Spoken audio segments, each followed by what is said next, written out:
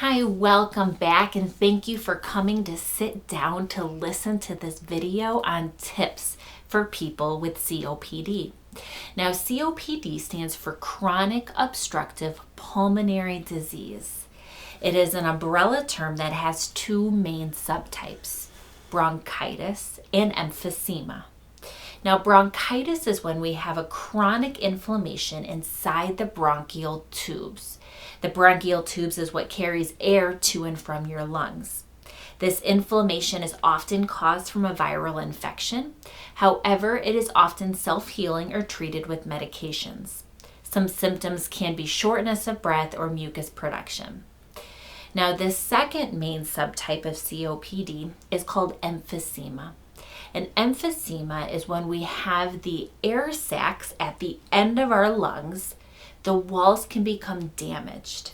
And those air sacs are responsible for air exchange between our oxygen and carbon dioxide. And when those walls of the air sacs become weakened, they could possibly rupture.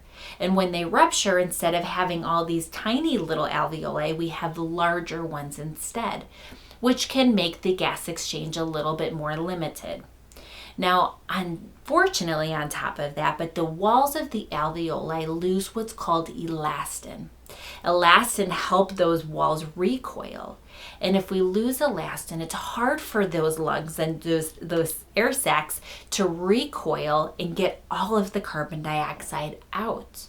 So what happens with the lack or the reduction in elastin is that we get carbon dioxide left behind, which is called air trapping, and it causes our lungs to hyperinflate. Now, when our lungs are hyperinflated, the diaphragm, which is supposed to recoil and sit under those lungs and heart, it becomes flattened because of the weight and the pressure on the lungs on it. So with a flattened diaphragm, we now don't have that full range of motion, and it can become weaker for that reason. So what we need to focus on for COPD is expelling carbon dioxide. And that can be done with a bronchodilator or with exercise.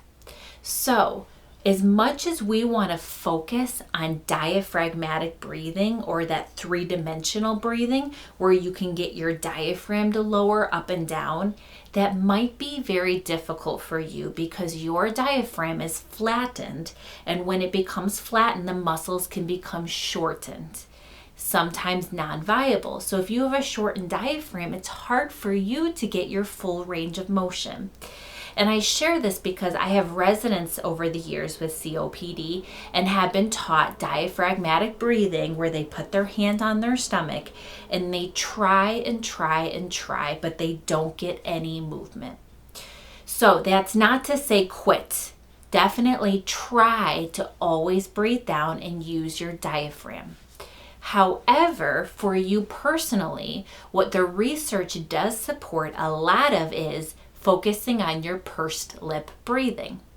Remember that pursed lip breathing is where we do that forced exhale, focusing on expelling carbon dioxide. So there is a lot of research to support pursed lip breathing for individuals with COPD. So therefore, throughout our exercises, keep trying your best. Please don't get frustrated. However, really focus on expelling that carbon dioxide. I hope that little tip helped. All of these exercises with lung strengthening are so good for you, especially for you to be focusing on your posture with us. Because think about it, if our scapulas are weak and our posture is falling forward, now your lungs just don't have that room to expand. Now, as I've mentioned before in prior videos, which I hope you're watching, that diaphragm has those two roles. One is to support our breathing and the other is to support our posture. If your diaphragm has to choose between these two roles, it's going to prioritize your breathing. And for that reason, it might be easier for you to lean against something, such as lean back, lean forward on something, or if you're walking around and you just get really out of breath, it's great to lean on something, because what you're doing is you're excusing your diaphragm from working on your posture and allowing it to focus on your breathing. You're not making it do two things at once anymore. That's why they call this breathlessness positioning. And so that's a great technique for you if you're struggling with something called shortness of breath. Definitely something to try.